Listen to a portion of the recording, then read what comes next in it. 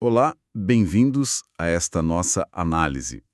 Hoje a gente vai mergulhar num material bem denso, né?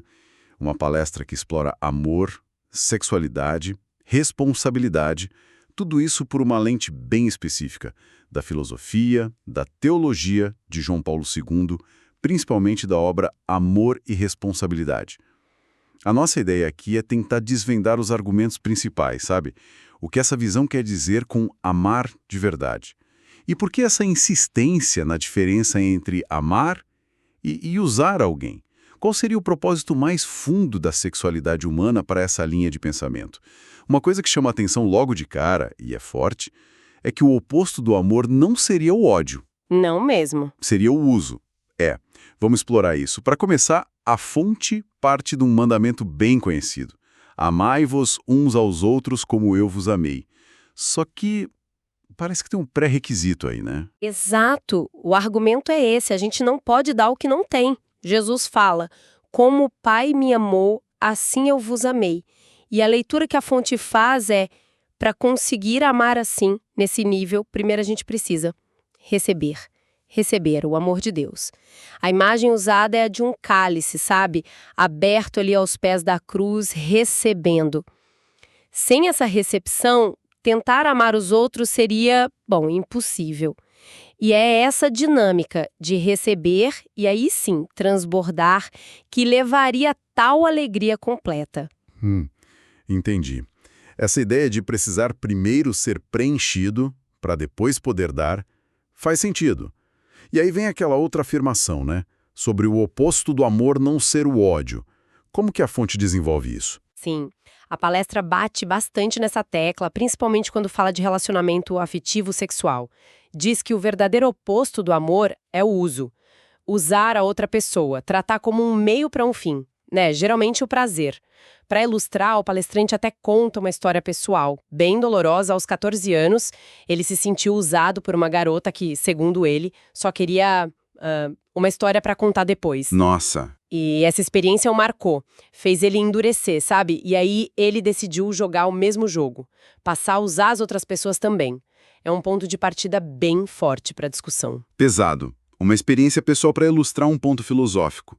E o que me chamou a atenção é a sugestão de não ignorar essa dor. Pelo contrário, prestar atenção nela. Isso soa meio contraintuitivo, né? A gente geralmente quer fugir da dor. Pois é, mas o argumento é justamente esse. Essa dor emocional, psicológica, até na sexualidade ela funciona como um sinalizador, um alarme. Ignorar, tentar anestesiar com, sei lá, distrações, vícios, seria como desligar o alarme de incêndio enquanto a casa está pegando fogo. Entendi. A dor estaria indicando que algo ali tá desalinhado. Desalinhado com a verdade do amor, da dignidade da pessoa. E tem um argumento ainda mais forte na fonte. A dor que se sente ao viver numa cultura que, segundo essa visão, rejeita certos ensinamentos sobre amor e sexo, essa dor, na verdade, confirmaria esses ensinamentos. Como assim? A dor seria a prova de que fomos feitos para outra coisa, entende? O palestrante conta que aos 19 anos, essa dor ficou insuportável para ele. E aí sim ele foi buscar entender os próprios desejos, o propósito deles. Certo. A dor como um professor, talvez. E essa busca leva ele a diferenciar amor de luxúria. Como que a fonte define esses dois? São termos bem carregados, né? São sim, e a definição é chave. Amor, para a fonte, é a vontade de afirmar o valor da pessoa, reconhecer a dignidade dela, se alegrar por ela existir. É um ato da vontade, percebe? Não só um sentimento. Já a luxúria seria o desejo focado em usar o corpo do outro e, por tabela, a pessoa toda, como um objeto para ter prazer, desconsiderando o valor da pessoa em si. Para explicar de onde vem essa tensão toda, a fonte vai lá na teologia do princípio, antes da queda. A ideia é que, originalmente, o desejo sexual humano, que eles chamam de eros, no sentido de desejo apaixonado, atração, não era egoísta. Não era? Não. Ele seria a própria expressão, no corpo, do ágape, que é o amor de doação total sacrificial. O desejo seria, na sua raiz, para se doar ao outro, um reflexo do amor de Deus. Peraí. Então, a ideia é que o desejo sexual, na origem, não era sobre pegar para si, mas sobre se dar. Isso. Bem diferente do senso comum, né? Exatamente. Essa é a grande provocação. A fonte argumenta que com o pecado original, e aí usa aquela metáfora das bodas de Caná, o casal ficando sem vinho, sem a alegria original, esse eros teria se distorcido. Em vez de ser um impulso para doar, ágape, ele se curvou para dentro, virou um desejo de usar, de pegar para si. E nesse cenário, o primeiro milagre de Jesus em Caná, transforma a água, que seria esse desejo caído, sem gosto, em vinho bom e abundante, alegria e amor divino. Esse milagre é lido como um símbolo da restauração, a chance de redimir o desejo, de colocar o ágape de volta no eros. Entendi a simbologia. Água para o desejo caído, vinho para o desejo redimido. Mas como viver isso? A fonte fala em ficar bêbado com o vinho de Deus, o que soa um pouco radical, talvez. É uma metáfora forte, com certeza, e ela aponta para a necessidade de uma experiência profunda mesmo, transformadora desse amor divino. O argumento é, sem essa experiência pessoal, sem se sentir amado assim radicalmente por Deus, os ensinamentos morais, especialmente os mais duros sobre sexo, vão parecer só regras. Regras externas, pesadas, talvez arbitrárias. Tipo, tentar dançar sem ouvir a música. Isso. Boa analogia.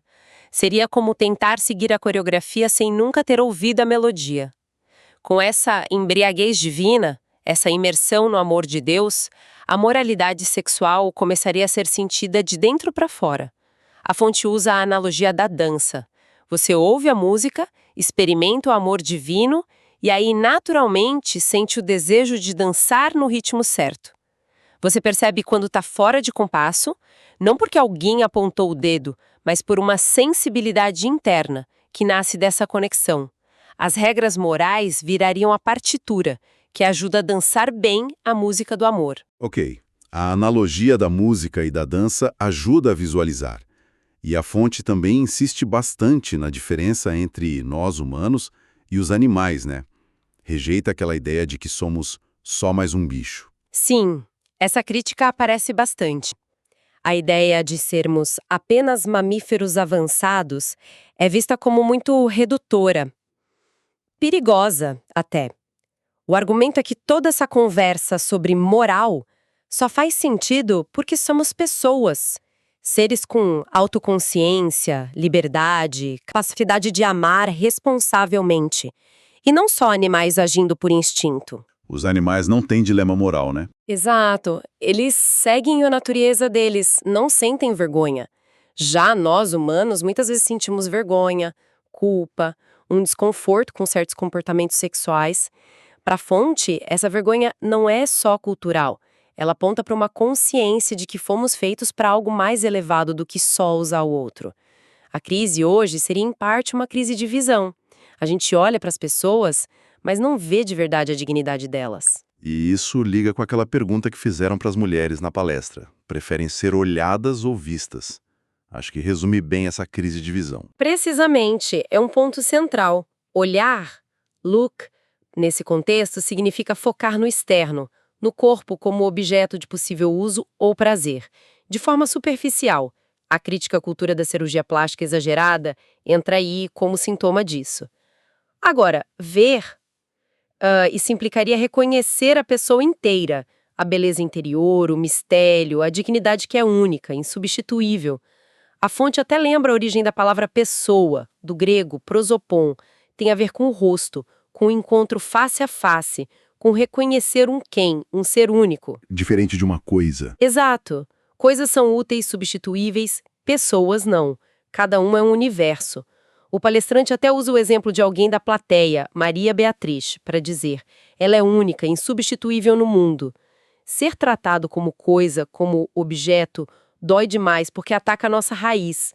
O exemplo bíblico usado é o contraste entre Simão, o fariseu, que só olhou para a mulher pecadora com julgamento, E Jesus. Dar e ver é muito forte. E a fonte aprofunda isso quando contrasta dois princípios, o utilitarista e o personalista. Como eles entram na conversa sobre amor e sexo. São apresentados como duas lógicas opostas para guiar as relações.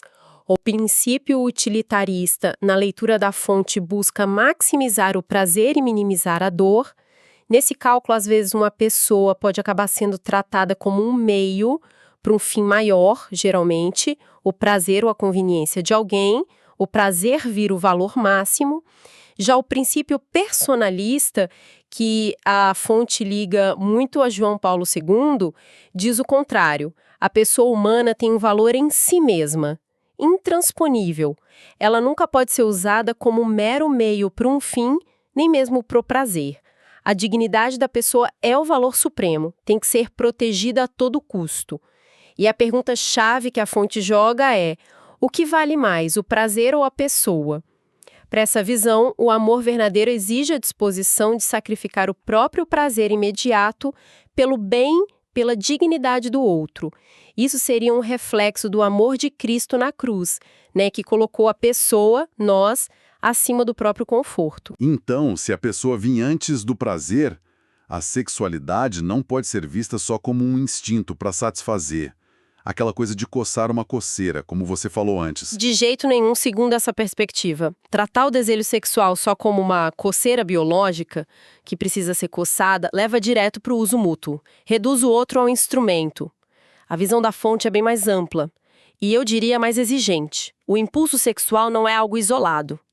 É uma energia que está na base da existência humana.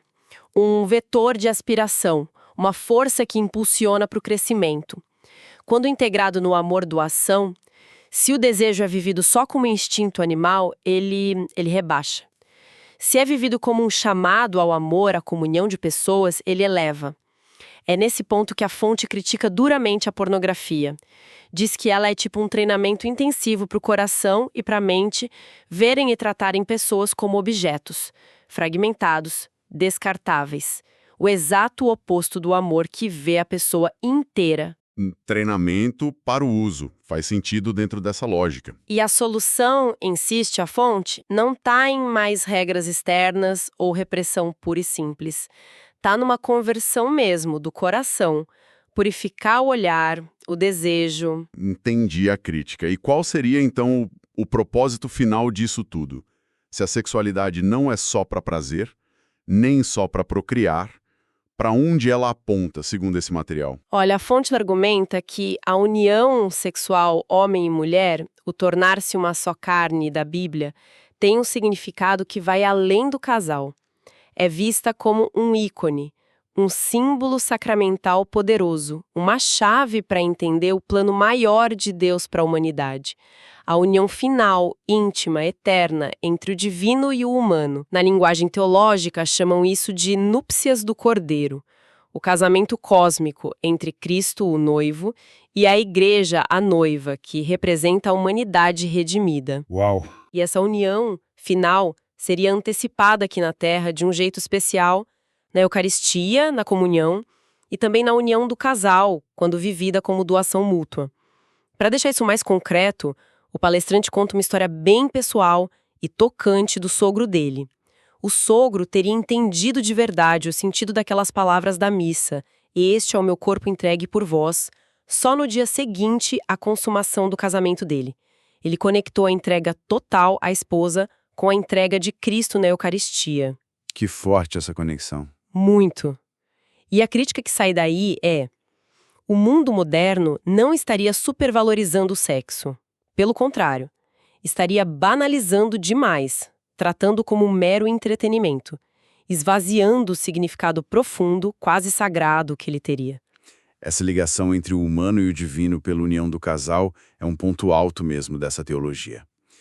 E, para fechar, a fonte usa uma última imagem, a da pintura amassada. Como funciona essa metáfora? Essa imagem final é bem forte para resumir a visão toda sobre a nossa condição e a redenção. A ideia é assim: a sexualidade humana, como Deus criou, seria como uma pintura linda, perfeita, retratando homem e mulher na glória original, nus e sem vergonha, refletindo a imagem do amor divino, que é comunhão, doação, que gera vida.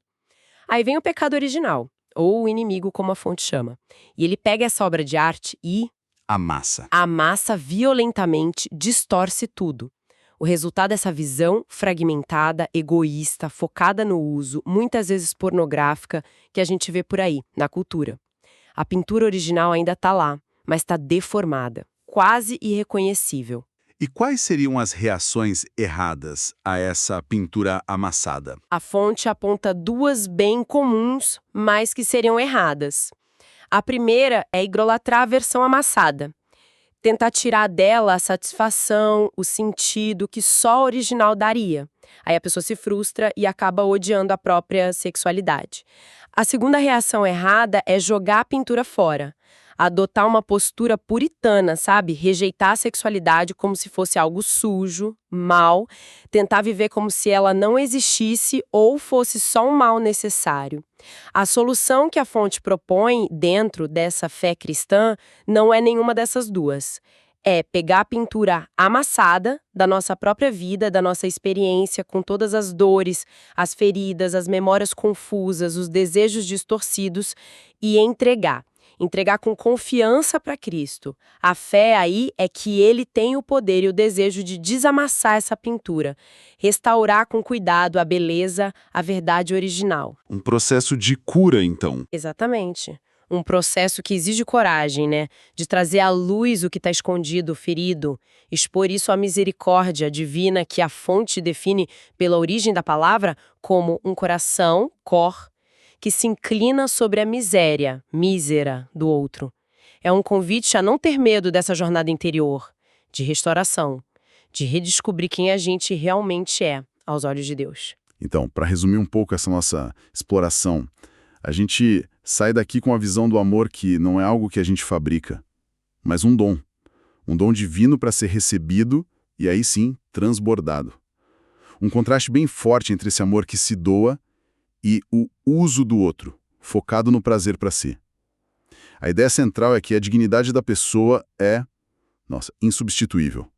E vem antes do prazer. E a sexualidade aparece não como um simples instinto, mas como uma linguagem corporal profunda. Quase um sacramento do corpo, que aponta para o sentido da vida, para a união com o divino. Exatamente. E isso deixa a gente com uma questão interessante para pensar, que sai desse material todo, né?